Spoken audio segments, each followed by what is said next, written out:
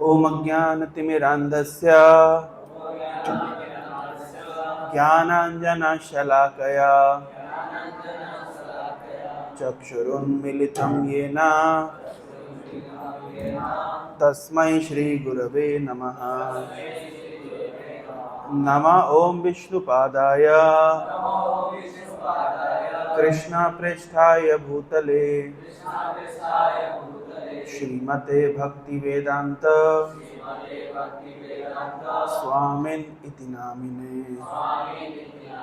नमस्ते सारस्वते देवे गौरवाणी प्रचारिणे निर्विशेष शून्यवादी पाश्चात्य देशतारिणे वाञ्छाकल्पतरुभ्यश्च कृपा सिन्धुभैव च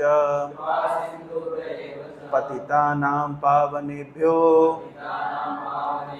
वैष्णवेभ्यो नमो नमः। जय श्री कृष्ण चैतन्य प्रभु नित्यानंद श्री अद्वैत गदाधर श्रीवासादि गौर भक्त वृंद। हरे कृष्ण कृष्ण कृष्ण हरे हरे हरे राम राम राम हरे हरे। हरे कृष्णा। आप सभी का हार्दिक स्वागत है आज के संध्याकालीन सत्र में। पिछले कुछ दिनों से मैं रामचरितमानस पढ़ रहा हूँ, तो सोचा कि रामचरितमानस से ही कोई प्रसंग लिया जाए। तो आज हम जो प्रसंग लेने वाले हैं वो है जटायु और बाली का मरण। किस प्रकार से जटायु ने शरीर त्याग किया और किस प्रकार से बाली ने शरीर त्याग किया। श्रीमद् भागवत को कहा जाता है, हमारे गुरु महाराज एक सेमिनार दे रहे थे, तो सेमिनार को उन्होंने शीर्षक रखा था द आर्ट ऑफ डाइंग, मरने की कला। आप सभी जानते हैं कि एक प्रसिद्ध संस्था है भारत में, पूरे विश्व भर में प्रख्यात, उसका नाम क्या है? Art of living. तो लेकिन आज हमारी चर्चा का विषय क्या है? Art of dying.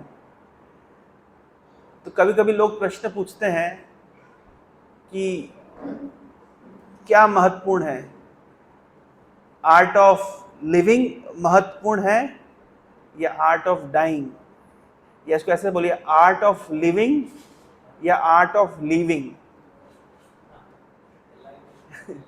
Art of living LIVING या आर्ट ऑफ लीविंग LEAVING, क्या महत्वपूर्ण है? तो ऐसा बताया जाता है, एक एग्जाम्पल से समझ सकते हैं, एक उदाहरण से समझ सकते हैं कि अगर कोई स्टूडेंट होता है और वो हमेशा इस बात का स्मरण रखे कि मेरे फाइनल एग्जाम आएंगे, इस बात का हमेशा उसके मन में स्मरण है, तो वो क्या करता है? वो हर दिन अच्छे से पढ़ाई करता है। क्यों? क्योंकि उसके मानस पटल पर ये बिल्कुल क्रिस्टल क्लियर है कि एक दिन एग्जाम आएगा, मुझे एग्जाम फेस करना पड़ेगा।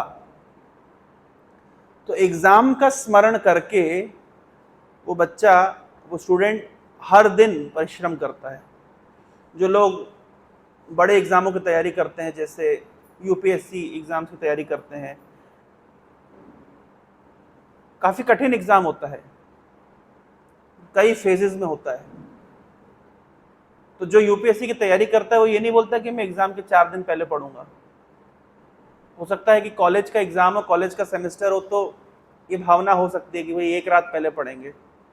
लेकिन जो व्यक्ति UPSC की तैयारी कर रहा है या बैंकिंग की तैयारी कर रहा है या नीट की तैयारी कर रहा है या JEE की तैयारी कर रहा है, वो ऐसा नहीं बोलता कि मैं एग्जाम के एक दिन पहले पढ़ लूंगा। अगर वो ऐसा सोचेगा तो वो एग्जाम कभी उत्तीर्ण नहीं कर पाएगा।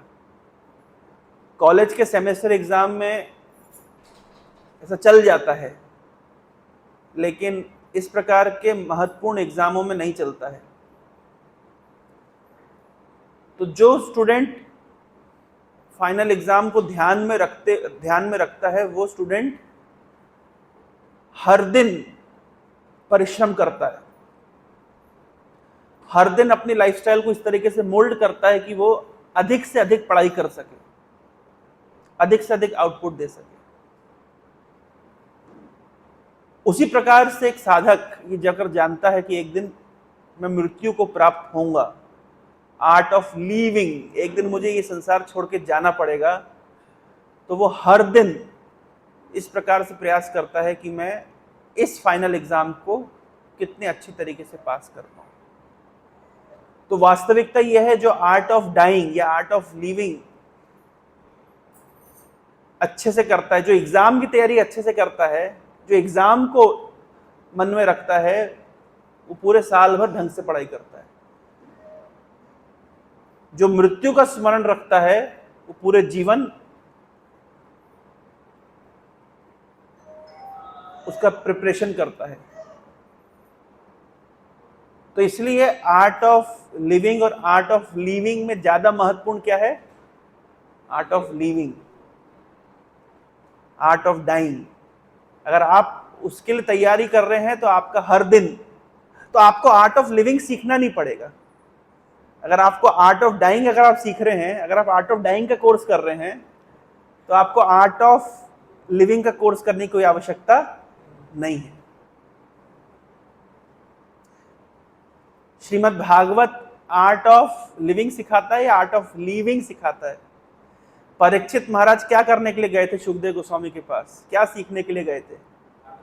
आर्ट ऑफ लिविंग, कि 7 दिनों के पश्चात मेरी मृत्यु होने वाली है।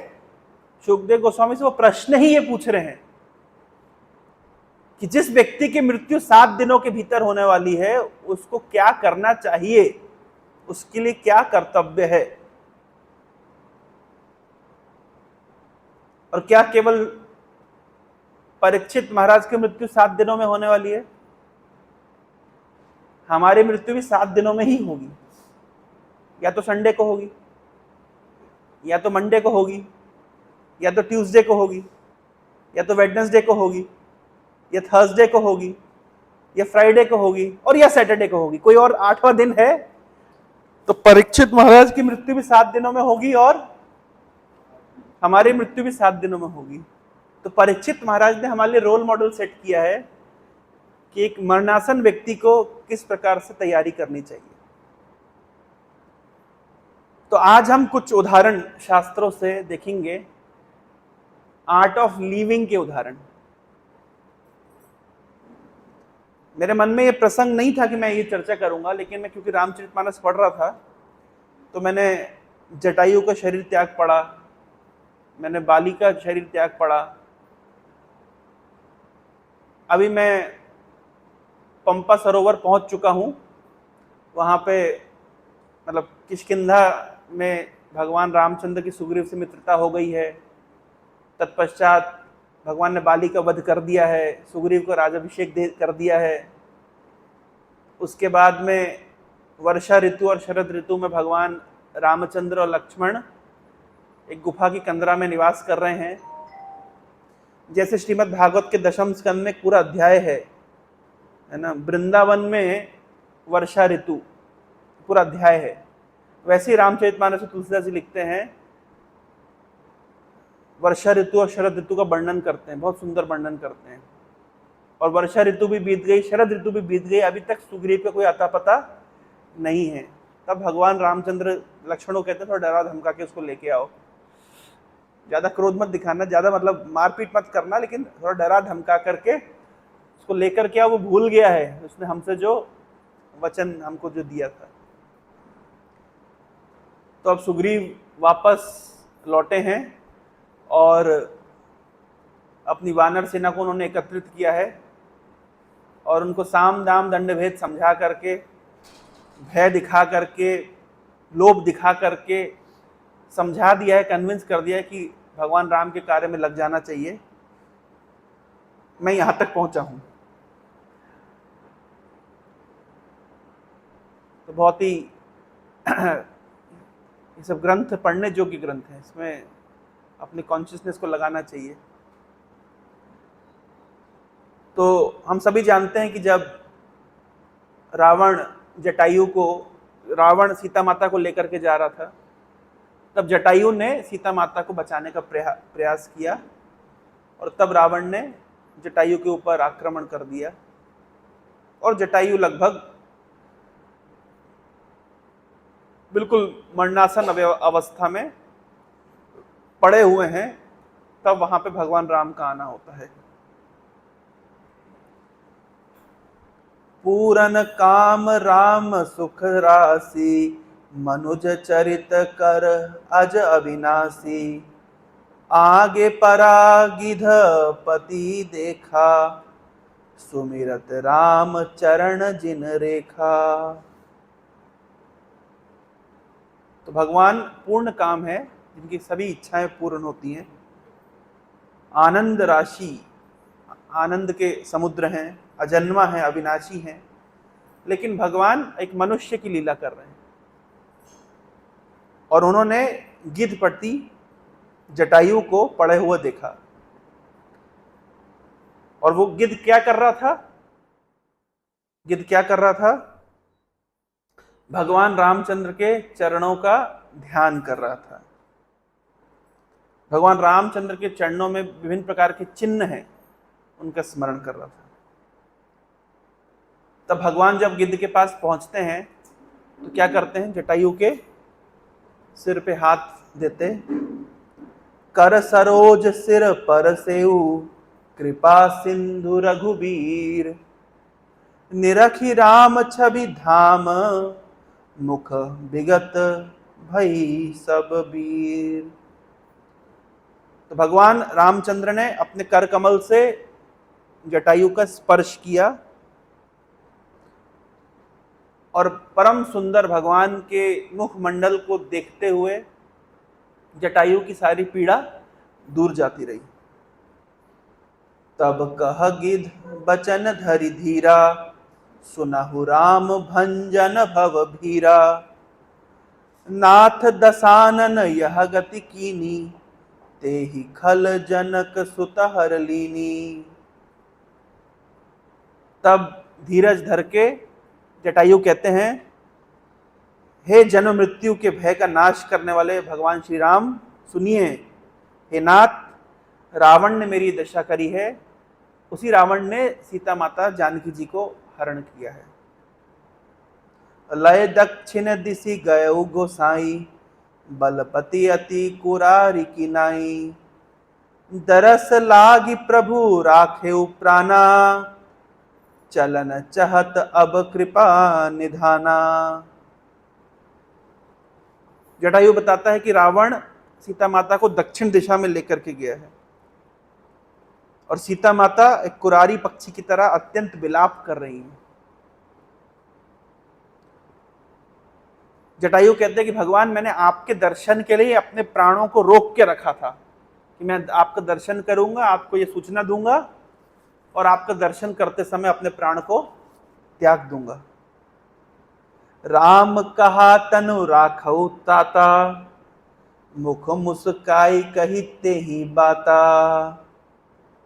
जाकर नाम मरत मुख आवा, अधमौ मुकुत होई श्रुति गावा। भगवान राम कहते हैं कि हे तात, हे जटायु जी, अपने शरीर को बनाए रखिए, प्राण को उत्सर्ग मत करिए। क्यों इतनी जाने की जल्दी है आपको? रुकिए थोड़ा। तो जटायु कहते हैं, मुस्कुराते हुए कहते हैं कि मरते समय जिनका नाम मुख में आ जाने से महान पापी अधम व्यक्ति भी मुक्त हो जाता है, ऐसा वेद कहते हैं। और वो भगवान मेरे सामने खड़े हुए हैं, और अभी मैं इस अवसर का लाभ नहीं लूं तो इससे बड़ा मूर्ख कौन होगा। सो मम लोचन गोचर आगे, राखई देह नाथ के ही खागे। जल भरी नयन कहाई रघुराई, तात कर्म निज ते गति पाई। तो जिन भगवान का नाम लेने से मृत्यु के समय अधम व्यक्ति भी मुक्त हो जाता है भव बंधन से, वो भगवान आज मेरे सामने खड़े हुए हैं। मैं इस अवसर का लाभ क्यों ना लूं? आप मेरे नेत्रों के विषय होकर मेरे सामने खड़े हैं। हे नाथ, अब किस चीज की कमी रह गई? मैं किस चीज के लिए देह धारण करूं? अब क्यों इस देह को रखूं?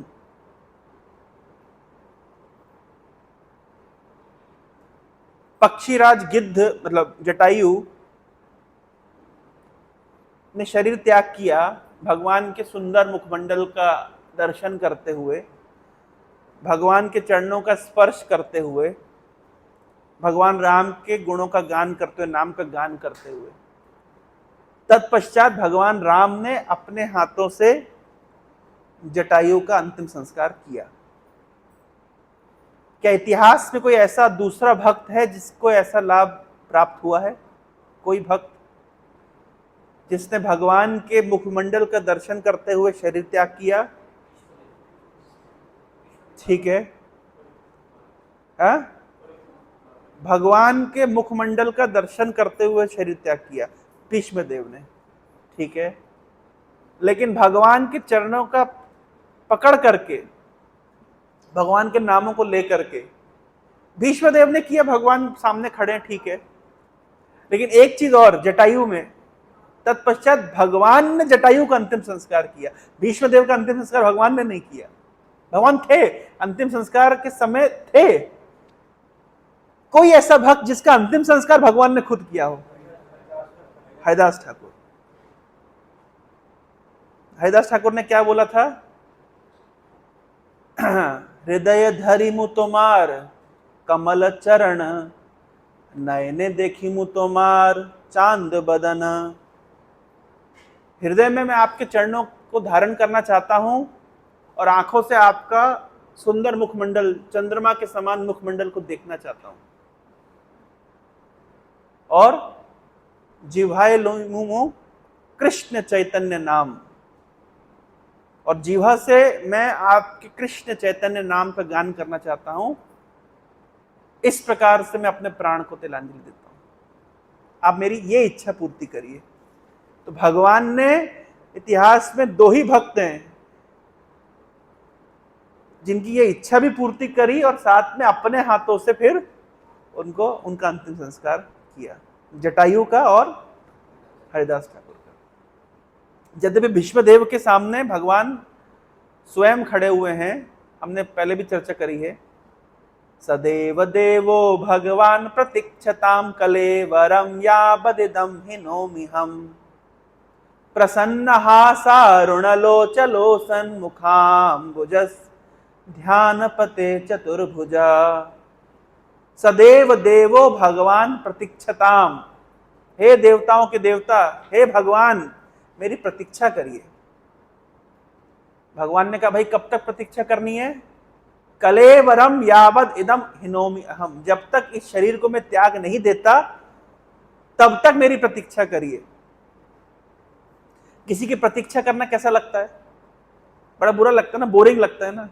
तो भगवान प्रतीक्षा कर रहे हैं और बोरिंग सा फील कर रहे हैं, गंदा से मुंह बनाए हुए हैं, कब तक प्रतीक्षा करनी पड़ेगी पता नहीं। तो भीष्मदेव कह रहे ऐसे मत खड़े रहिए, प्रसन्न हासा रुणलोचलोचन, थोड़ा मुस्कुराइए, थोड़ा मुस्कुरा के खड़े रहिए, ये क्या गंदा से मुंह बनाए हुए हैं। प्रसन्न हासा रुणलोचलोचन मुखाम्बुजस, आपके अपने मुख अंबुज को थोड़ा खिलाइए, क्या मुरझाए हुए हैं, थोड़ा खिलाइए। अच्छा वो साइड में क्यों खड़े हैं? सामने आइए। मुखाम्बुजस ध्यान पते चतुर्भुजा, मेरे ध्यान पथ में आइए। अभी साइड में खड़े, मेरा भी बाण लगा हुआ है, थोड़ा सिर हिलाना मुश्किल हो रहा है, तो मैं तो उधर नहीं हिला सकता सिर, आप तो सामने आ सकते हैं, थोड़ा सामने आ जाइए। और बोले मुझे ये श्याम सुंदर रूप आपका नहीं देखना, वो तो मैं आपका दास से रस का भक्त हूं, मुझे आपका विष्णु रूप देखना है, चतुर्भुज रूप देखना है, इस रूप में मेरे सामने खड़े रहिए। तो भगवान इस रूप में खड़े होकर के भीष्म पितामह की इच्छा को पूर्ति करते हैं। इसको कहते हैं आर्ट ऑफ लीविंग। परहित बस जिन के मन माही, तिनहु तिन कहूँ जग दुर्लभ कछु नाही। तनु तजी तात जाहु मम धामा, देव कहा तुम पूरन कामा। परहित बस जिनके मन माही, तिन कहूँ जग दुर्लभ किछु नाही। हे तात, हे जटायु, आपने मेरे हित के लिए अपने प्राणों की आहुति दे दी। जो जिसके मन में सदैव दूसरों का हित बसता है, उसके लिए जगत पे कुछ भी दुर्लभ नहीं है। तनु तजी तात जाहु मम धामा, इस शरीर को त्याग करके अब मेरे धाम में जाइए। देहु कहा तुम पूर्ण कामा, और मैं आपको क्या दे सकता हूं, आप तो पूर्ण काम है, आपकी तो समस्त कामनाएं पूर्ण है।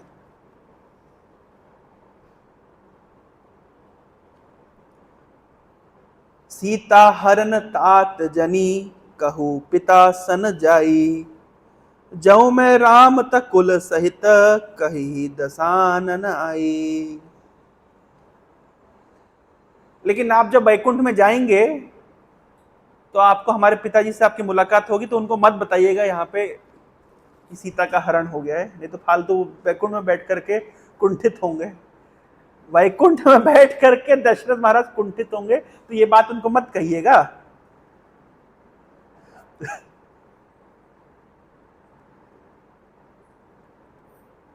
तो वो कौन इन्फॉर्म करेगा? बोले मैं रावण को भेजूंगा ना, वो इन्फॉर्म कर देगा। यदि मैं राम हूं तो मैं दशमुख रावण को कुटुंब सहित वहां भेज दूंगा, वो स्वयं इन्फॉर्म कर देगा कि हमने क्या गड़बड़ करी थी, आप जाके मत बताइएगा। अब देखिए तुलसीदास जी क्या लिख रहे हैं, कितना मतलब उनका कवि वाली बुद्धि चल रही, कितनी सुंदर। आप मत बताइएगा, तो मैं रावण को भेजूंगा तो वो खुद ही बता देगा पिताजी को कि हमने ये सब गड़बड़ करी थी। गीद देह तजी धरि हरि रूपा, भूषण बहुपट पीत अनूपा। श्याम गात विशाल भुजचारी, स्तुति करत नयन भरी बारी। तो गिद्ध ने कैसा रूप प्राप्त किया? गीद देह तजी धरी हरि रूपा। हरि रूपा मतलब, हरि रूप मतलब भगवान हरि के जैसा रूप प्राप्त किया। वैकुंठ में भगवान के पार्षद कैसे दिखाई देते हैं? बिल्कुल भगवान जैसे दिखाई देते हैं। श्रीमद् भागवत के 6ठे स्कंद में इसका वर्णन है कि जो पार्षद लेने के लिए आए थे अजामिल को, दिखने में बिल्कुल भगवान विष्णु की तरह दिखाई देते हैं। तो गीद देह तजी धरी हरि रूपा, और हरि की तरह उनका रूप होता है। धोती उनकी पीली होती है, शरीर उनका श्याम वर्ण का होता है, भुजाएं 4 होती है। इस प्रकार का भगवान का पार्षद का स्वरूप प्राप्त किया जटायु ने, और उसके बाद स्तुति करने लगे। स्तुति करत नयन भरी भारी, और नयनों में जल भर के स्तुति करने लगे। क्या स्तुति करते हैं हम स्तुति सुनते हैं। जय राम रूप अनूप निर्गुण, सगुण गुण प्रेरक सही। 10 शीस बाहु प्रचंड खंडन, चंड सर मंडन मही। आप लोग गाना चाहते हैं? दिखाई दे रहा है? जय राम रूप अनूप निर्गुण, सगुण गुण प्रेरक सही। 10 शीस बाहु प्रचंड खंडन, चंड सर मंडन मही। पाथोदगात सरोज मुख राजीव, आयत लोचनम। नित नौमि राम कृपाल बाहु, विशाल भव भय मोचनम। क्या बोल रहे हैं? जय राम रूप अनूप निर्गुण, सगुण गुण प्रेरक सही। हे राम जी, आपकी जय हो। आपका रूप अनुपम है, आप निर्गुण हैं। निर्गुण शब्द का अर्थ क्या होता है? निर्गुण शब्द का अर्थ क्या होता है? ये तो कोई गुण नहीं है भगवान में? हाँ, निर्गुण शब्द का अर्थ होता है प्रकृति के गुणों से जो बंधा हुआ नहीं, सत्वगुण रजोगुण तमोगुण से मुक्त है, उनको कहते हैं निर्गुण। और सगुण मतलब है तो निर्गुण, लेकिन भगवान अपनी लीला विस्तार के लिए इस प्रकृति के गुणों अंदर प्रवेश करते हैं। परम पूज्य राधा गोविंद महाराज एक उदाहरण देते हैं। एक आप बाहर खड़े हैं, आप कार को जाते हुए देख रहे हैं, कार के अंदर ड्राइवर बैठा है, वो कार 100 की स्पीड में चल रही है। तो प्रश्न है, वो कार ड्राइवर को 100 की स्पीड में लेके जा रही है, ये ड्राइवर कार को 100 की स्पीड में लेके जा रहा है? सही क्या है? हम खड़े हैं कार के सामने, कार जा रही है 100 की स्पीड में जा रही है, तो प्रश्न है कार ड्राइवर को 100 की स्पीड में लेके जा रही है या ड्राइवर कार को 100 की स्पीड में लेके जा रहा है? पर दिखाई क्या देता है? ऐसा दिखाई देता है कि कार 100 की स्पीड में जा रही है और उसके अंदर बैठा हुआ ड्राइवर भी 100 की स्पीड में जा रहा है। मतलब कार ड्राइवर को 100 की स्पीड में लेके जा रही है, लेकिन वास्तविकता क्या है? वास्तविकता यह है कि ड्राइवर कार को 100 की स्पीड में लेके जा रहा है। उसी प्रकार से भगवान तो निर्गुण है, लेकिन इस संसार के अंदर आते तो ऐसा प्रतीत होता है कि भगवान ने इस प्रकृति के गुणों को धारण कर लिया। ऐसा प्रतीत हो रहा है कि इस ड्राइवर ने उस कार को धारण कर लिया। नहीं, मतलब कार ने ड्राइवर को धारण कर लिया, नहीं, ड्राइवर ने कार को धारण किया। भगवान ने प्रकृति के गुणों ने भगवान को नहीं पकड़ा, भगवान प्रकृति गुणों को घुमाते हैं। लेकिन दिखाई क्या देता है? ऐसा प्रतीत हो रहा है कि भगवान प्रकृति के गुणों के अधीन आकर के, जैसे जब सीता माता को रावण हरण करके ले गया तो भगवान राम रो रहे हैं, बिलख रहे हैं, एक सामान्य मनुष्य की तरह। एक तमोगुणी मनुष्य जैसे आसक्ति के कारण रोता है, बिलखता है, बिलाप करता है, वैसे भगवान भी रो रहे हैं, बिलख रहे, बिलाप कर रहे हैं। ये ऐसा ही है जैसे हमको दिखाई दे रहा है कि कार ड्राइवर को 100 की स्पीड में लेके जा रही है, लेकिन वास्तविकता बिल्कुल उल्टी है। तो हे राम, आपकी जय हो, आपका रूप अनुपम है, आप निर्गुण है, सगुण है और सत्य ही गुणों के प्रेरक है। आपसे गुण चलायमान है, आप गुणों के द्वारा चलायमान नहीं है। 10 सिर वाले रावण की प्रचंड भुजाओं को खंड खंड करने के लिए प्रचंड बाण धारण करने वाले, पृथ्वी को सुशोभित करने वाले, जल युक्त मेघ के समान श्याम शरीर वाले, कमल के समान मुख और लाल कमल के समान विशाल नेत्रों वाले, विशाल भुजाओं वाले और भव भय से छुड़ाने वाले कृपालु श्री राम जी, मैं आपको नित्य नमस्कार करता हूं। अभी ये संस्कृत का श्लोक तुलसीदास जी ने लिखा है, इसको कैसे पढ़ेंगे? तो अब इतना लंबा श्लोक है, इसको पढ़ेंगे कैसे? तो उसकी पढ़ने की शैली है, जैसे हम लोग पढ़ते हैं षड गोस्वामी अष्टकम, कृष्णात् कीर्तन गाहन नर्तन परो, ये ट्यून है। इस ट्यून में पढ़ेंगे तो श्लोक पढ़ पाएंगे। बलम अप्रमेयम अनादि अजम अव्यक्तम एकम अगोचरम गोविंदम गोपर द्वंद द्वंद हर विज्ञान घन धरणी धरम जय राम मंत्र जपंत संत अनंत। अच्छा, ये 2 लाइन का श्लोक था। मतलब मैं उतना, हमारे मध्य प्रदेश में बहुत उससे पढ़ते हैं, उसको पढ़ने में मेरा एक्सपर्टीज नहीं है। जय राम मंत्र जपंत संत अनंत जन मन रंजनम नित नौमि राम अकाम प्रिय कामादि खल दल गंजनम। नहीं पढ़ पाएंगे इजीली, संस्कृत पढ़ना थोड़ा कठिन है। हे अपरिमित बल वाले, बलम अप्रमेय, अनादि, अजन्म, अव्यक्त। निराकार शब्द का अर्थ जब भी आता है शास्त्र में, इसका अर्थ समझना चाहिए जिसका भौतिक आकार नहीं है। अव्यक्तम व्यक्तिमापन्नम मन्यते माम बुद्धया। अव्यक्तम, अव्यक्त है मतलब जिनका भौतिक स्वरूप नहीं है। एक अगोचर, अगोचर मतलब इंद्रियों के द्वारा जिनको पकड़ना कठिन है।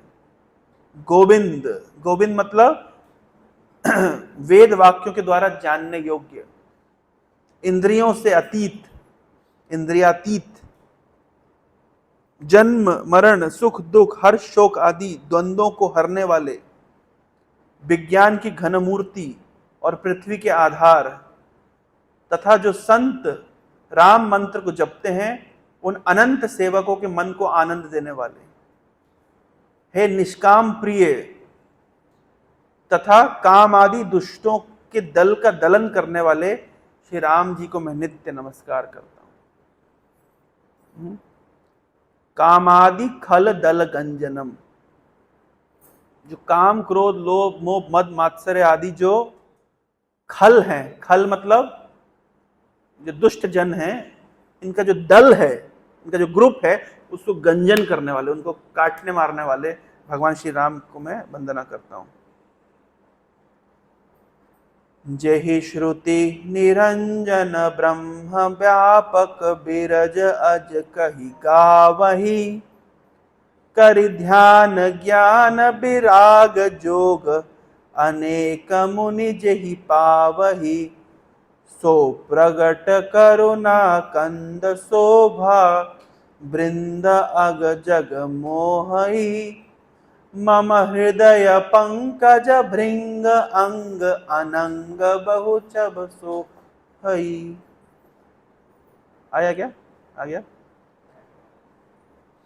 जिनको श्रुतियां निरंजन कहती, निरंजन मतलब भगवान का एक नाम है निरंजन, मतलब माया से परे, ब्रह्म व्यापक निर्विकार और जन्म रहित, ऐसा कह के श्रुतियां जिनका गान करती हैं, मुनि जिन्हें ध्यान ज्ञान और वैराग्य योग आदि के साधन करके पाप प्राप्त करते हैं, वे करुणा कंद, करुणा कंद, कंद मतलब मूल, करुणा के मूल,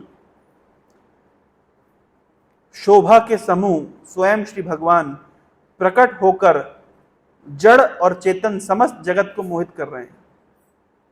मेरे हृदय कमल के भ्रमर रूप उनके अंग अंग में बहुत से कामदेवों की छवि शोभा पा रही, बहुत से कामदेव, कंदर्प कोटि कमनीय विशेष शोभा।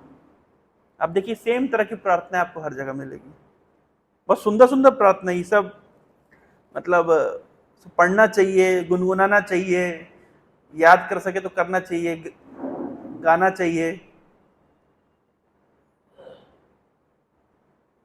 जो अगम सुगम सुभाव निर्मल असम सम शीतल सदा, पश्यन्ति जम जोगी जतन करि करत मन गो बस सदा, सो राम रमा निवास संतत दास बस त्रिभुवन धनी, मम और बसौ सो समन संस्कृति जासु किरति पावनी। जो अगम और सुगम हैं, निर्मल स्वभाव के हैं, विषम और सम हैं। विषम और सम मतलब शब्द सुने आप लोगों ने, विषम और सम। भगवान सबके प्रति सम है, लेकिन अपने भक्तों के प्रति थोड़ा झुकाव रखते हैं, इसलिए हम कहते हैं विषम और सम। कौन सा श्लोक है गीता का? सर्वोहम सम्मोहम सर्वभूतेषु ना द्वेषस्ति ना प्रिया। लेकिन जो मेरा भजन करते हैं उनके प्रति थोड़ा तो मैं विषम हूं। हाँ, रोज वाला श्लोक है, कौन सा श्लोक है प्रभु? सम्मोहम सर्वभूतेषु नामे देशो अस्ति न प्रिय, ये भजन्ति तो माम भक्त्या मयि तेपि तेषु चाप्यहम। मैं सबके प्रति सम हूं, लेकिन जो मेरा भजन करते उनके प्रति मैं थोड़ा झुकाव तो रखता हूं, इसलिए सम भी है और विषम भी है। ये एक एक शब्द की व्याख्या अगर करें तो घंटों घंटों इस पर हम व्याख्या कर सकते हैं। मैं तो आपको जस्ट होमवर्क दे रहा हूं कि ये सब पढ़ना चाहिए। मन और इंद्रियों को सदा वश में करते हुए योगी बहुत साधन करने पर जिन्हें देख पाते हैं, वे तीनों लोगों के स्वामी रमा निवास श्री राम जी निरंतर अपने दासों के वश में रहते हैं। वे ही मेरे हृदय में निवास करें, जिनकी पवित्र कीर्ति आवागमन को मिटाने वाली। आवागमन मतलब जन्म मृत्यु के चक्र को मिटाने वाली है। तो इस प्रकार से अखंड भक्ति का वर मांगकर गिद्धराज जटायु भगवान हरि के परम धाम को चला गया। क्या वर मांग के चला गया? अबिरल भगति मागी बर गीत गयो हरिधाम। क्या मांग के गया? अबिरल भगति मागी बर गीत गयो हरिधाम। भगवान के प्रति अखंड भक्ति का वरदान मांग करके जटायु भगवान के धाम में चले गए। तो क्या मांगना चाहिए भगवान से? अखंड भक्ति मांगनी चाहिए। ये तो चलिए, गिद्ध तो भगवान के क्या बोलते हैं,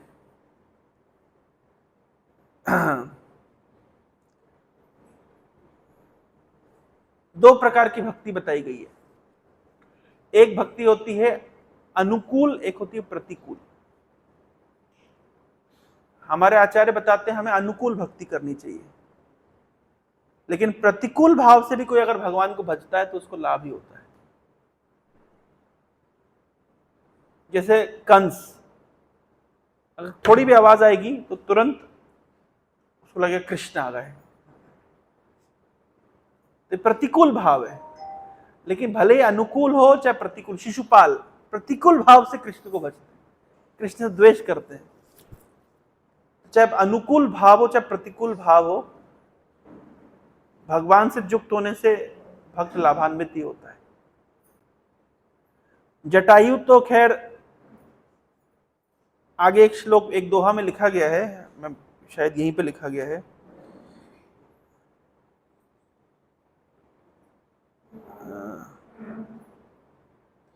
एक जगह लिखा गया है कि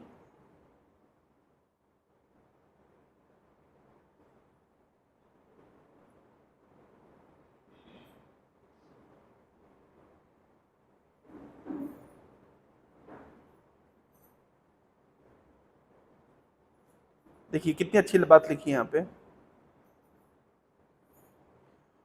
कोमल चित अति दीन दयाला, कारण बिनु रघुनाथ कृपाला। गीध अधम खग आमिष भोगी, गति दीन ही जो जाचत जोगी। भगवान का स्वरूप, भगवान का चरित्र कैसा है सुनिए। कैसा है? तो बोल रहे हैं कोमल चित्त अति दीन दयाला। भगवान का चित्त कैसा है? कोमल। भगवान दीन दयाल है। कितने दीन दयाल हैं? कारण बिनु रघुनाथ कृपाला। भगवान कृपा करते हैं, कोई कारण देख के कृपा नहीं करते। इसको कॉजलेस मर्सी, प्रभुपाद जी का फेवरेट वर्ड है। मर्सी कैसी होती है? कॉजलेस, कोई कॉज नहीं है। कारण बिनु रघुनाथ कृपाला। क्या प्रमाण है कि बिना कारण के भगवान रघुनाथ कृपा करते हैं? तो गिद्ध अधम खग आमिष भोगी। एक तो गिद्ध अधम है। क्यों अधम है? आमिष खाता है, नॉन वेजिटेरियन है। अच्छा, नॉन वेजिटेरियन है तो ठीक है, सड़ा हुआ गला हुआ मांस खाता है। अच्छा, कुछ मार के ताजा खाता होता तो वो अलग बात थी। कैसा खाता है? सड़ा गला खाता है। गिद्ध अधम खग आमिष भोगी, लेकिन गति दी नहीं जो जाचत जोगी। लेकिन उसको कैसी गति प्रदान करी? जो जोगी लोग जो जिस गति की याचना करते हैं, वैसी गति भगवान राम ने प्रदान करी। और इससे बड़ी कृपा क्या होगी? अब देखिए, वैष्णव थियोलॉजी और अब्राहमिक थियोलॉजी में कितना अंतर है।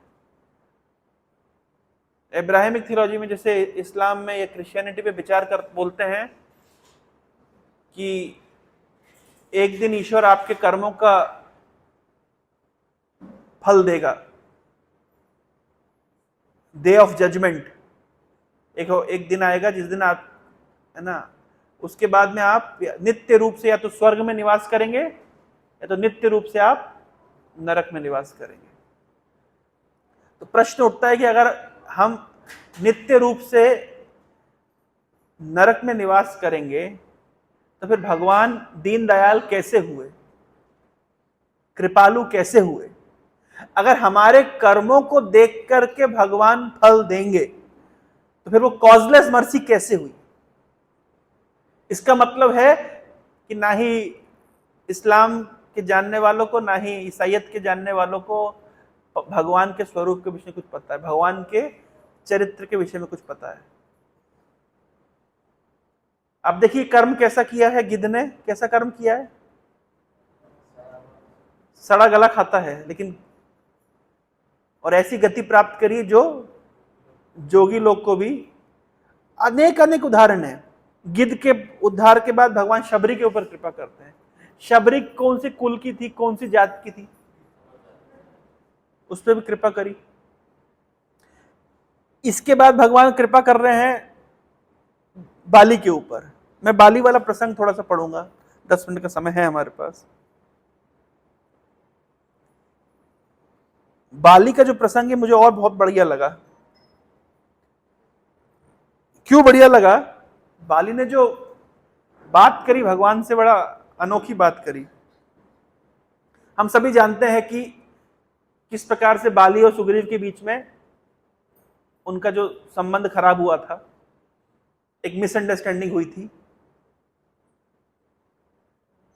तो बाली ने सुग्रीव को मार मार करके अपने राज्य से भगा दिया।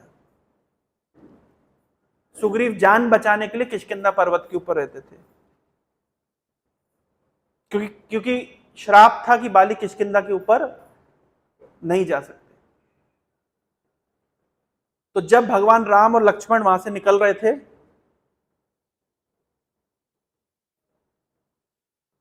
तब सुग्रीव डरा हुआ था कि भाई ये कौन है? बाली खुद तो नहीं आ सकता, लेकिन अपने किसी संगी साथी को भेज करके तो मेरे ऊपर आक्रमण कर ही सकता है। उन्होंने हनुमान जी को भेजा कि पता करो कि कौन है, यहां क्या कर रहे हैं। तब हनुमान जी जाते हैं और भगवान राम और लक्ष्मण अपना परिचय देते हैं। तब हनुमान जी हाथ जोड़ के प्रार्थना करते हैं कि भगवान, मैं तो मूर्ख वानर हूं, मेरी तो वानर वाली बुद्धि है, मैं आपको भूल गया, आप मुझे कैसे भूल सकते हैं? हनुमान जी कंधे के ऊपर भगवान राम और लक्ष्मण को बिठा करके किष्किंधा पर्वत के ऊपर लाते हैं। सुग्रीव से मित्रता होती है, दोनों एक दूसरे को अपना दुख सुनाते हैं। कॉमन दुख है दोनों का, इनकी भी पत्नी का हरण हो गया, उनकी पत्नी का हरण हो गया, तो कॉमन गोल जब होता है तो मित्रता हो जाती है। उसके पश्चात भगवान ने वचन दिया कि सुग्रीव चिंता मत करो, मैं बाली का वध करूंगा, जाओ तुम बाली को ललकारो। तो सुग्रीव ने कहा कि भैया मैं पहले पहले पिट के आया हूं ऑलरेडी, बहुत हड्डी पसली तोड़ी है उसने मेरी। तो भगवान राम कह रहे चिंता मत करो, मैं हूं ना, पीछे से मैं मार दूंगा। बाली तो ऑलरेडी खबर पहुंच जाती है। देखिए गुप्तचर तो हर जगह घूमते रहते हैं, आज भी गुप्तचर घूमते रहते हैं और पहले भी गुप्तचर घूमते रहते थे। वो जंगल में था उस समय, ना व्हाट्सएप था, ना ईमेल था, कुछ नहीं था, लेकिन गुप्तचर घूमते रहते थे। बाली को खबर मिल गई, इसलिए जब सुग्रीव गया ललकारने लगा बाली को, तो बाली समझ गया कि भैया तेरी इतनी हिम्मत तो पहले नहीं थी, अभी किसके बल पर इतना उचक रहा है? निश्चित रूप से तो राम जी के बल पर इतने छलांग मार रहा है। हाँ, सुबह में एक जगह पर वचन दे रहा था, इसी प्रसंग पे बोल रहा था, हम लोग जो बड़ी बड़ी बातें बोल के आ जाते हैं तो किसके बल पे बोल के आते हैं? ये जो कंठी माला डाली है, तिलक डाला है, लाल कपड़ा डाला है, इस्कॉन में है, तो करके हम बड़ी बड़ी बात बोल के आ जाते हैं। नहीं तो आप वो हटा दीजिए तो फिर हमारी बात कौन सुनेगा? ना हमारी शक्ति रहेगी बोलने की। जैसे छोटा बच्चा होता है, वो पिता के बल पर बहुत कुछ बोल देता है। एक पालतू कुत्ते को आप देखिए, वो किसी को भी भौंक देगा, भाव भाव भाव, उसको अकेला छोड़ दीजिए, बिल्कुल डर के कोने में चला जाएगा। तो अपने मालिक के बल पर, मालिक के बल पर किसी के सामने भोंक देता है, तो एक भक्त का वैसा स्वभाव होता है, पीछे है ना भगवान, चलो रिस्क ले लेते हैं, इस प्रकार से। तो गया सुग्रीव, ललकारा बाली को, कहा बाली सुनु भीरु प्रिय, समदर्शी रघुनाथ, जो कदाचि मोहि मारही, तो पुनि हो सनाथ। अरे डरपोक, आज तक तो तू गुफा के अंदर छुपा हुआ था, आज किसके बल पर तू मेरे को आके ललकार रहा है? रघुनाथ जी के बल पर ललकार रहा है ना? तो सुन, रघुनाथ जी समदर्शी हैं। समदर्शी कैसे हैं? तू अनाथ था, तेरा कोई नाथ नहीं था, तो रघुनाथ जी ने तेरे को अडॉप्ट कर लिया, तू सनाथ हो गया। अभी मैं भी अनाथ वाली स्थिति में हूं, लेकिन अगर मैं रघुनाथ जी के हाथ से मारा भी गया तो मैं सनाथ हो जाऊंगा। यानी तेरे को जिला करके रघुनाथ जी आश्रय देंगे और मुझे मार करके आश्रय देंगे। बाली को पता है मरना तय है।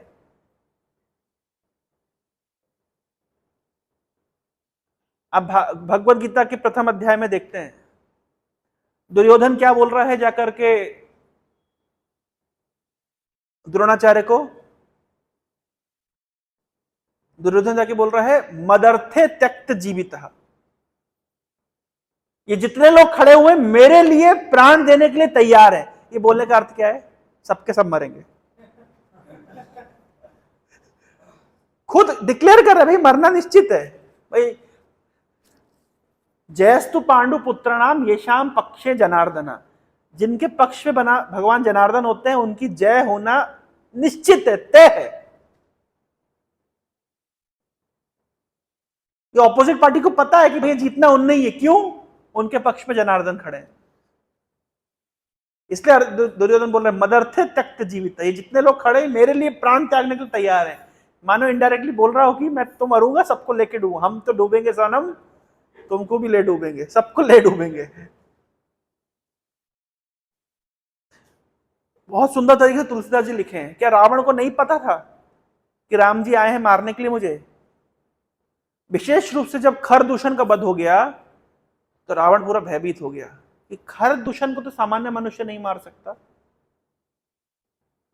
इसका मतलब है अगर खर दूषण को किसी ने मारा है तो सामान्य व्यक्ति नहीं है। तब रावण कहता है सुर रंजन भंजन मही भारा, जो भगवंत लीन अवतारा। सुर रंजन भंजन मही भारा, अगर देवताओं को आनंद प्रदान करने के लिए और धरती के भार का हरण करने के लिए अगर भगवान ने अवतार लिया है, मैं कंफ्यूज हूं अभी, मतलब बेनिफिट ऑफ डाउट दे रहा हूं, मुझे पता नहीं है कि मनुष्य की भगवान है, लेकिन खरदूषण को मारा है तो आदमी तो नहीं हो सकता।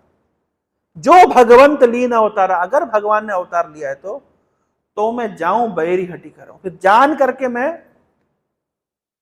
हट करूंगा, हट पूर्वक जाके झगड़ा करूंगा। तो मैं जाऊं बैरी हटी कर रहूं। क्यों भाई, तुम झगड़ा क्यों करना चाहते हो? प्रभु सर प्राण तजय भव तरहूं, भगवान के हाथों से मरूंगा। आर्ट ऑफ लिविंग उसको भी पता है, रावण को भी आर्ट ऑफ लिविंग आती है, आर्ट ऑफ लिविंग।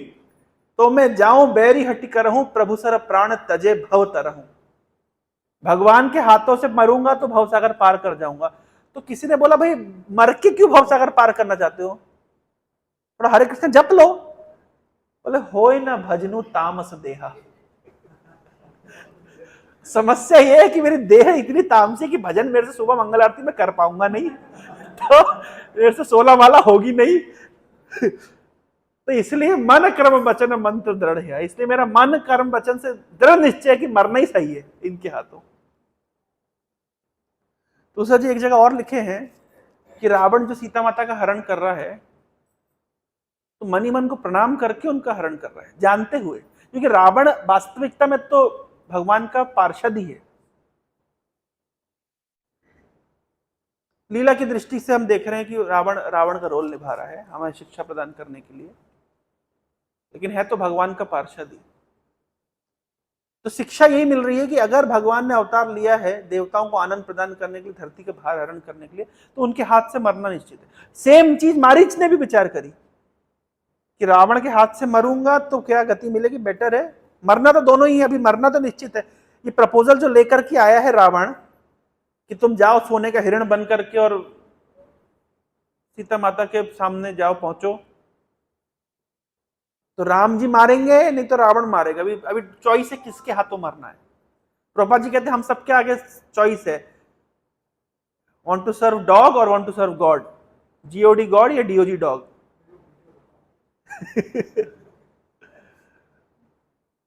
चॉइस हम सबके पास है, तो मरना सबको है, किसकी सेवा करते हुए मरना है, राम की सेवा करते हुए मरना है कि रावण की सेवा करते हुए मरना है, चॉइस हमारी है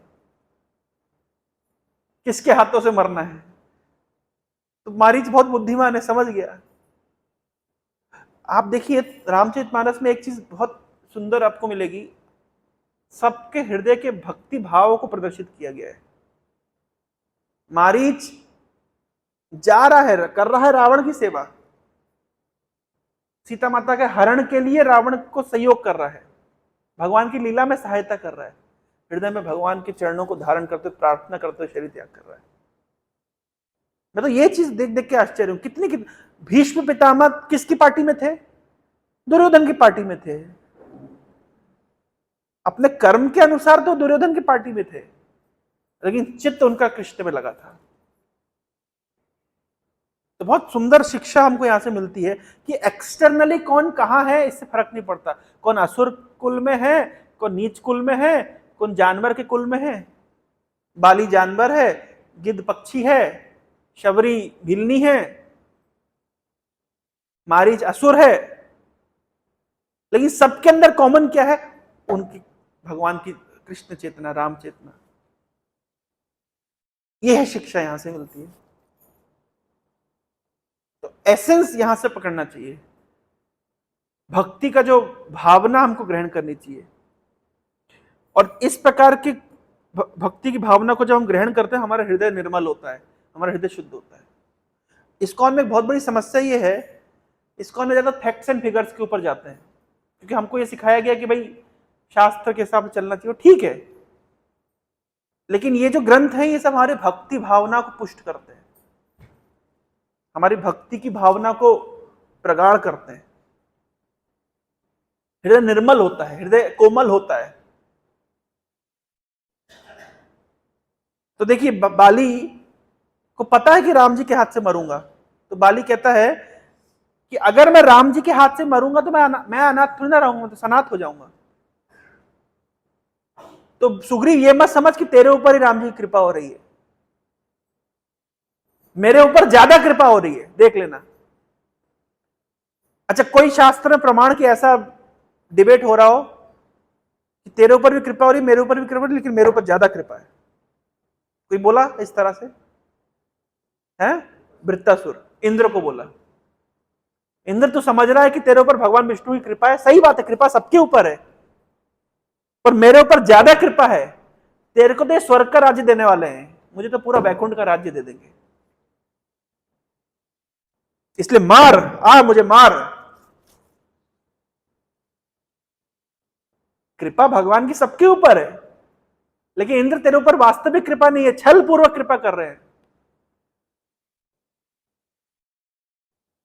तेरे को कृपा करके क्या दे रहे हैं, इस स्वर्ग का राज्य दे रहे हैं जो बहुत अनित्य है, क्षणिक है, और मुझको कृपा करके ऐसा प्रतीत हो रहा है कि मैं इस युद्ध में हार जाऊंगा, तेरे हाथों मारा जाऊंगा, लेकिन मारने के बाद मैं तो भगवान के धाम में जाऊंगा, तो यही स्वर्ग का राज्य करता रह जाएगा।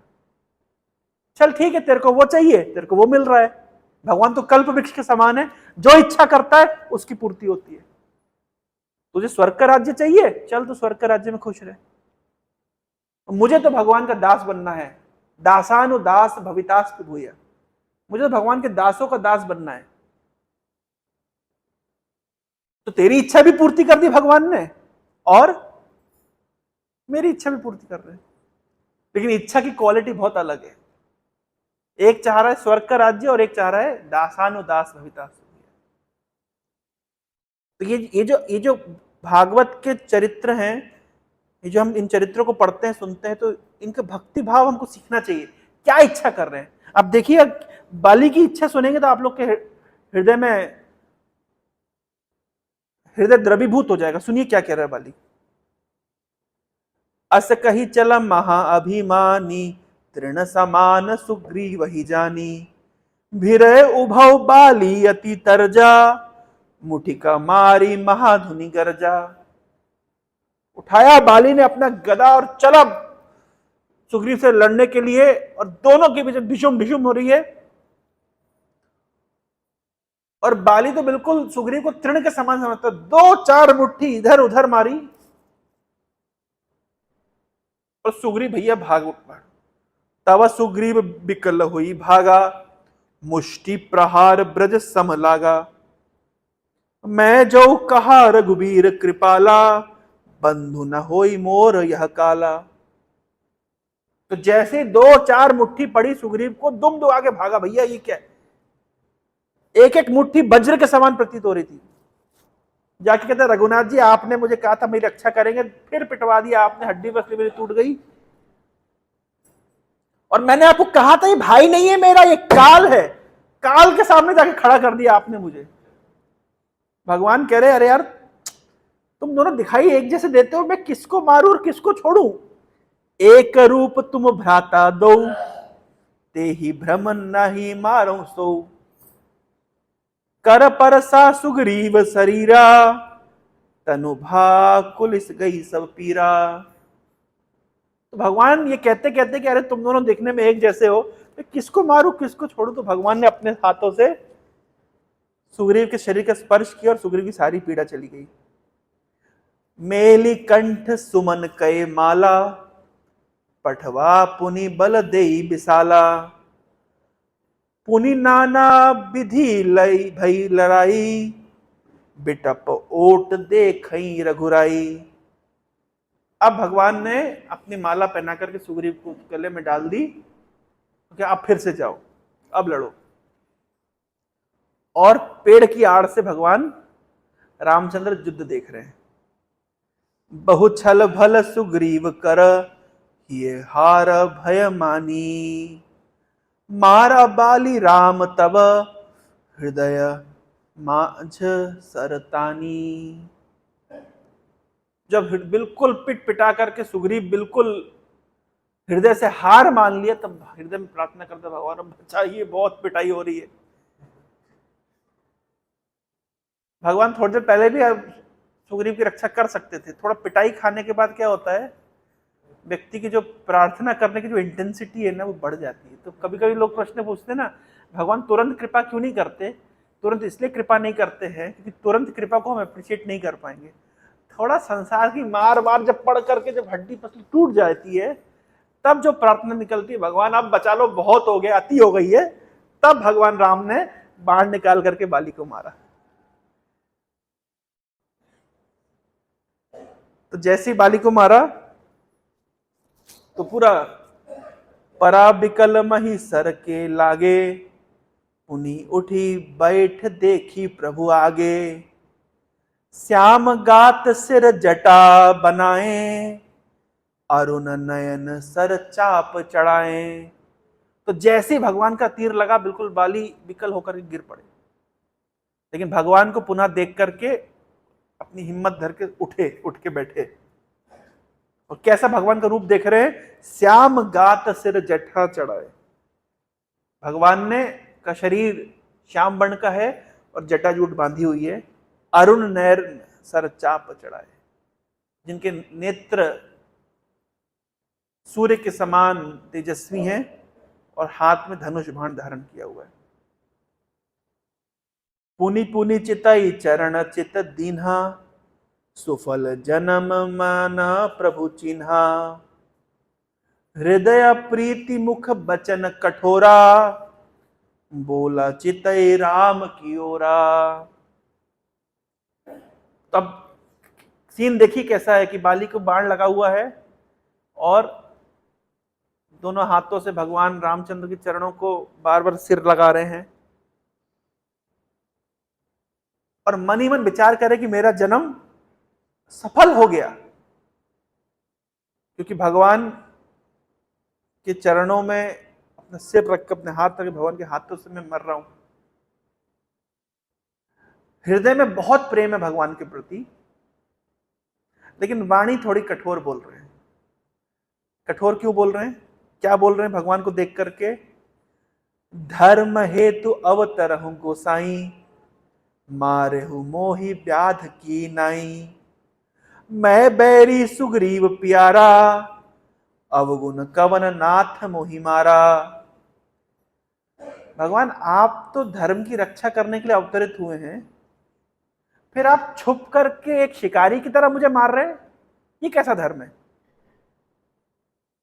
और मैं बैरी सुग्रीव प्यारा, अच्छा मैं आपका शत्रु हो गया और सुग्रीव आपका प्यारा हो गया? अवगुण कवन नाथ मोहि मारा। मुझे क्या, मेरा अवगुण है क्या, मेरी गलती जो आप मुझे मार रहे हैं? क्यों आप मुझे बैरी समझते, सुग्रीव को अपना प्यारा समझते? क्यों? मुंह से कठोर वाणी बोल रहे हैं, हृदय में बहुत भाग्य मना रहे कि भगवान के हाथों से, भगवान के सामने मैं अपने शरीर को उत्सर्ग कर रहा हूं। तब भगवान बाली को नीति समझाते हैं। अनुज बधु भागिनी सुत नारी, सुनो सठ कन्या सम एचारी। इनहि कुदृष्टि बिलो कई जोई, ताहि बधे किछु पाप न होई। छोटे भाई की पत्नी, बहन, पुत्र की पत्नी और कन्या, ये चार समान होते हैं। इनको जो भी बुरी दृष्टि से देखता है उसको मारने में कुछ पाप नहीं लगता। ये नीति बता रहे हैं। तो तूने ये काम किया है, तूने अपने छोटे भाई की स्त्री को हरण किया है, इसलिए अगर मैं तेरे को तेरा वध करता हूं तो इसमें कोई पाप नहीं है। ये नीति कर है। और आगे कह रहे हैं कि युद्ध पे आने से पहले तेरी पत्नी ने मना किया था ना, तूने उसकी एक बात नहीं सुनी। मूड तो ही अतिशय अभिमाना, नारी सिखावन करिस न काना। मम भुज बल आश्रित ते ही जानी, मार चहसी अधम अभिमानी। एक तो तेरी पत्नी ने मना किया था कि भगवान सुग्रीव के पक्ष में भगवान राम है, उनसे किसी प्रकार का युद्ध मत करना। तूने युद्ध किया, एक बात नहीं सुनी, और सुग्रीव का युद्ध किया जानते हुए कि सुग्रीव मेरी भुजाओं के द्वारा रक्षित है।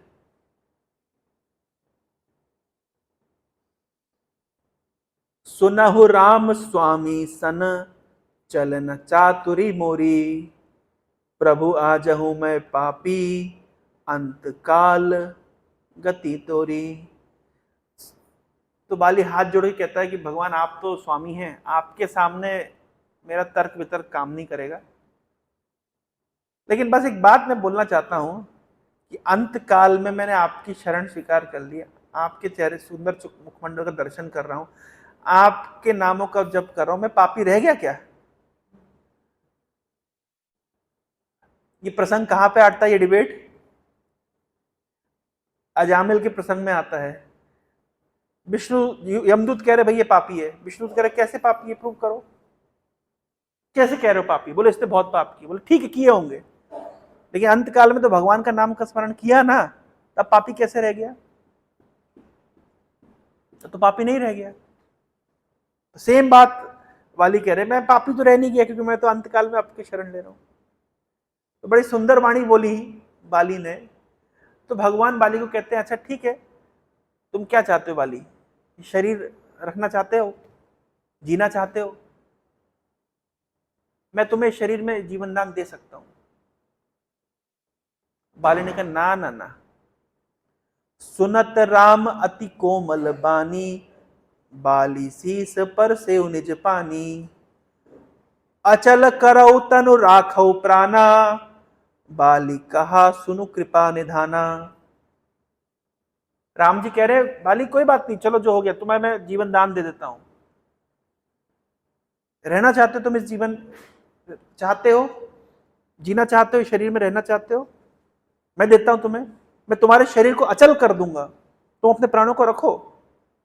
बाली ने कहा, हे कृपानिधान सुनिए, मेरी पिटीशन सुन लीजिए। क्या पिटीशन है? जन्म जन्म मुनि जतनु करही, अंत राम कही आवत नाही।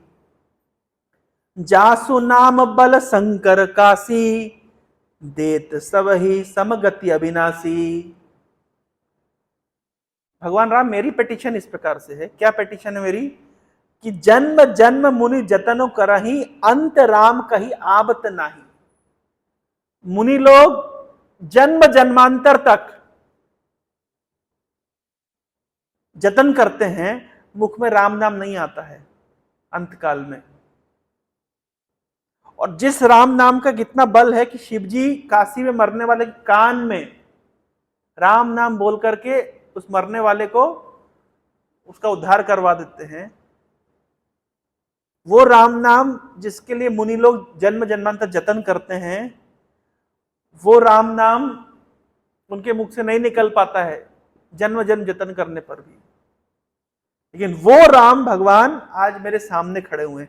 मम लोचन गोचर सोयावा, बहुरी की प्रभु अस बिनहि बिन बनावा। तो मेरी स्थिति आप देखिए, वो राम जिनका नाम लेना जोगियों के लिए मुश्किल है, जिनका नाम शंकर जी काशी में मरने वालों के कान में बोलते हैं, वो राम मेरी आंखों के सामने खड़े हुए हैं। मृत्यु का ऐसा संयोग मुझे कब, ऐसा किसको प्राप्त होगा बताइए? फिर कब मिलेगा? इसका मतलब क्या है? मुझे जीवन दान नहीं चाहिए। ये परफेक्ट सिचुएशन है, art of living. Perfectly leave कर रहा हूं मैं शरीर, अब मुझे इस शरीर में नहीं रहना है। क्या ऐसी कोई प्रार्थना भागवत में है? किसी भक्त ने कहा हो, गजेंद्र ने कहा है, मैं इसलिए आपसे प्रार्थना नहीं कर रहा कि मैं शरीर रखना चाहता हूं, मेरे शरीर में बिल्कुल मेरा कोई रुचि नहीं है, मैं इस अज्ञानता के शरीर से निकलना चाहता हूं। ऐसा मत समझिए कि मैं आपको फूल दे रहा हूं, आपकी स्तुति कर रहा हूं ये शरीर रक्षा करने के लिए। नहीं नहीं, ऐसा नहीं। मैं आपको फूल दे रहा हूं, आपकी प्रार्थना कर रहा हूं, बस जन्म जन्मांतर आपकी भक्ति कर सकूं, यही वर मांगने के लिए, शरीर रखने के लिए नहीं। यही बात आगे बलि बोल रहे हैं। क्या बोल रहे हैं? सो नयन गोचर जासु गुण नित नेति कही, श्रुति गावही जिति पवन मन गो निरस करी, मुनि ध्यान कबहुक पावही, मोहि जानी अति अभिमान बस प्रभु, कहेहु राखु शरीर ही, अस कवट सठ हटि कटि सुर तरु, बारी करी बबूरही। बड़े सुंदर बात बोल रहे हैं कि श्रुतियां यानी वेद नेति नेति कहकर जिनका गुणगान करती हैं, प्राण और मन को, इंद्रियों को जीत करके जो मुनि लोग ध्यान में कभी कभार किसकी जिसकी झलक पाते हैं, वे प्रभु साक्षात मेरे सामने प्रकट हैं। मुझे अत्यंत अभिमानवश जान करके आप ये कह रहे हैं कि तुम अपना शरीर रख लो। भगवान, अपना शरीर, ये शरीर रखना कैसा है? जैसे कल्प वृक्ष को काट करके मैं बबूल का पेड़ लगा रहा हूं। ये जो आप मुझे प्रलोभन दे रहे हैं कि शरीर को रख लो, ये शरीर रखना कैसा है? जैसे कल्प वृक्ष को काट करके बबूल को रखना। तो क्या चाहते हो? क्या फिर कुछ चाहते हो कि नहीं? कुछ तो इच्छा होगी तुम्हारे मन में, मांगो कुछ तो इच्छा। लास्ट विश, ये ना लास्ट इच्छा, लास्ट विश वो यहां से आया है। कुछ तो लास्ट विश होगी तुम्हारी। हाँ, एक लास्ट विश है। क्या लास्ट विश है? अब नाथ करि करुणा बिलो कहू, देहु जो बर मांगहु, जेहि जोनि जन्महु कर्म बस, तह राम पद अनुरागहु। मेरी एक प्रार्थना है, मुझे ये शरीर नहीं रखना है, लेकिन एक प्रार्थना मैं अभी भी कर रहा हूं। क्या प्रार्थना है? अब नाथ करी करुणा बिलो कहू, देहु जो बर मांगहु। हे नाथ, कृपा करके एक प्रार्थना मेरी पूरी करिए, एक वरदान मुझे दीजिए। क्या वरदान है? वैकुंठ जाना चाहता हूं, है ना? ये वरदान मांग रहे हैं? नहीं, क्या बोल रहे हैं? जे ही जोनी जन्मऊ कर्म बस, जोन सी भी जोनी में मैं जन्म लूं अपने कर्मानुसार, तहा राम पद अनुराग हूं। बस मेरी एक इच्छा है कि वहां पे भी मैं आपके चरणों का, आपके चरणों के प्रति मेरी आसक्ति रहे। मुक्ति नहीं चाह रहा हूं, वैकुंठ नहीं चाह रहा हूं। इस प्रकार किसी हमारे आचार्य ने गीत लिखा है, भक्तिविनोद ठाकुर ने लिखा है। क्या क्या गीत है वो?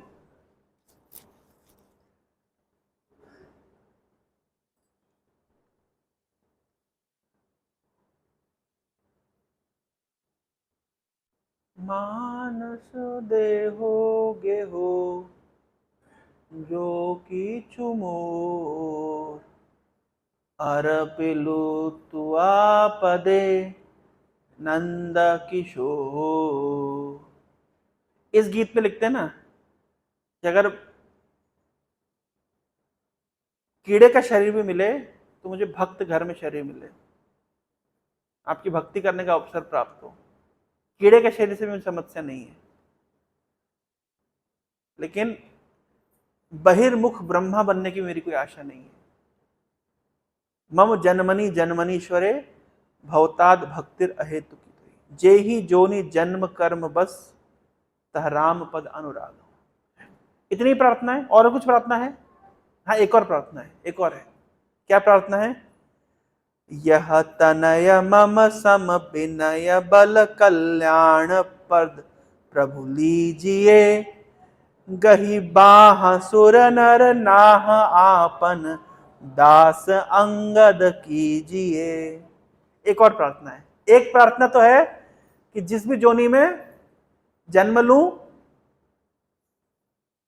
अपने कर्मानुसार आपके चरणों के प्रति मेरा अनुराग बना रहे। एक प्रार्थना तो ये है।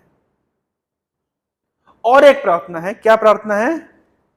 कि यह तनय मम, ये मेरा लड़का है ना, यह तनय, ये जो मेरा लड़का है, मम सम विनय बल, बुद्धि बल विवेक में सब ये मेरे जैसा ही है, कल्याण प्रद प्रभु लीजिए। हे कल्याण करने वाले भगवान, मेरी रिक्वेस्ट क्या है ना, इसको अपने कंपनी में रख लीजिए। गही बाह सुर नर नाह आपन दास अंगद कीजिए। बोल रहे हैं हाथ पकड़ करके इसको ले लीजिए। आप अपना मतलब अंगद को नहीं कह रहे कि तुम राम जी की शरण में जाओ। लड़कों पे कोई भरोसा, बच्चों पे कोई भरोसा नहीं होता। पिताजी बोले बात माने नहीं माने, राम जी को प्रार्थना कर रहे हैं कि इसका मुझे कोई भरोसा नहीं कि आपके पास आएगा कि नहीं आएगा, लेकिन मेरी रिक्वेस्ट क्या है, बाह पकड़ करके आप इसको अपना दास बना लीजिए। क्या प्रार्थना कर रहे हैं? मतलब देखिए, मतलब हम बोल रहे बाली को कितना हमने वो किया है। जो भी है भगवान को सम्मुख देख करके तुरंत बाली का जितना अज्ञान है सब दूर चला गया। कितनी सुंदर प्रार्थना कर रहे हैं। एक तो जिस भी जन्म है, अब नाथ करी करुणा बिलो कहू देहु जो बर मांगहू, जेहि जोनि जन्मौ कर्म बस तह राम पद अनुराग हूं। यह तनय मम सम विनय बल कल्याण प्रद प्रभु लीजिए, गही बाह सुर नर नाहु आपन दास अंगद कीजिए। और मेरे लड़के अंगद को अपना दास बना लीजिए, हाथ पकड़ के बना लीजिए, कहीं छूट ना जाए, भाग ना जाइए, तुरंत इसको अपना दास बना लीजिए। ऐसी प्रार्थना करनी चाहिए। हर पिता को ऐसी प्रार्थना करनी चाहिए भगवान के पास जाकर के। पिता लोग क्या करते हैं, पुत्रों के पीछे पड़ जाते हैं, तुम भक्ति करो भक्ति करो। पिता लोग को भगवान के पास जाके प्रार्थना करनी है, इसको पकड़ लीजिए। पिता लोग करते नहीं ऐसा, मैं आपको बता दूं। क्या प्रभु, गौरनारायण प्रभु, भगवान को जाके नहीं बोलते हैं। पिता लोग लड़कों को बोलेंगे तुम भक्ति करा करो, प्रभु जी के पास जाया करो, काउंसलिंग लिया करो। भगवान को जाके नहीं बोलते इसको ले लीजिए, क्योंकि पता है करके गलती से सुन ली प्रार्थना तो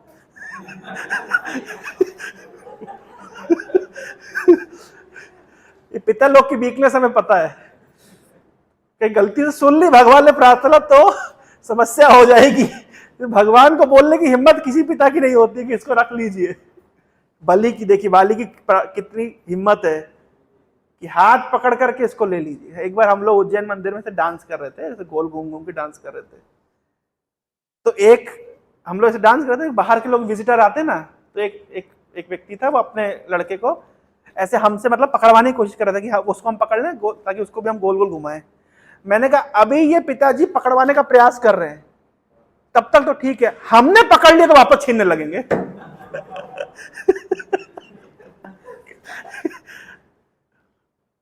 अभी तो खुद पकड़वाने का प्रयास कर रहे हैं तो ठीक है, हम अगर पकड़ लेंगे तो फिर चिल्ला चोट शुरू हो जाएगी। तो आइडियली भगवान के सामने जाकर के सब पिता लोग को प्रार्थना करनी चाहिए। क्या प्रार्थना करना चाहिए? यह तनय मम सम विनय बल कल्याण प्रद प्रभु लीजिए। ये जो मेरा लड़का है मेरे ही समान बल में, गुणों में, हाथ पकड़ करके आप बस अंगद शब्द हटा करके अपने लड़के का नाम लगा सकते, फिल इन द ब्लैंक भर सकते हैं। क्या नाम है प्रभु जी आपके लड़के का? दक्ष। यह तनय मम सम विनय बल कल्याण प्रद प्रभु लीजिए, गही बाह सुर नर नाह आपन दास दक्ष कीजिए।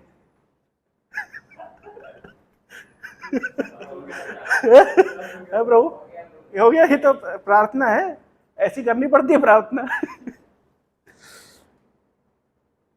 तो इस प्रकार से राम चरण दृढ़ प्रीति करी, बाली कीन तनु त्याग, सुमन माल जिमि कंठ ते गिरत न जाई ना। बाली ने शरीर त्याग किया, बहुत कष्ट में शरीर त्याग किया होगा ना, बहुत पीड़ा हुई होगी ना।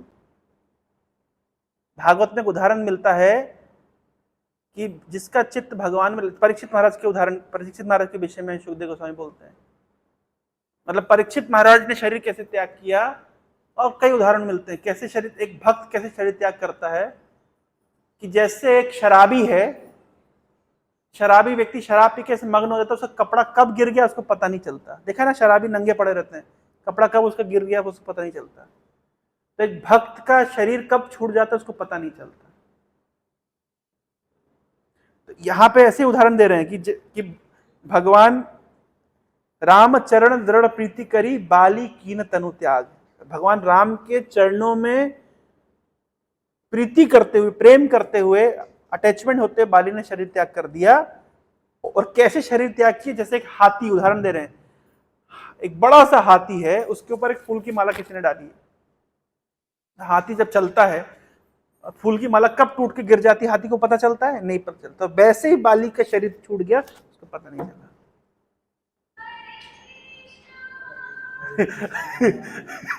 अनुमोदन आ गया, हाँ बढ़िया बढ़िया, राम बाल निज धाम पठावा। इस प्रकार से बाली को भगवान ने अपने धाम में भेज दिया।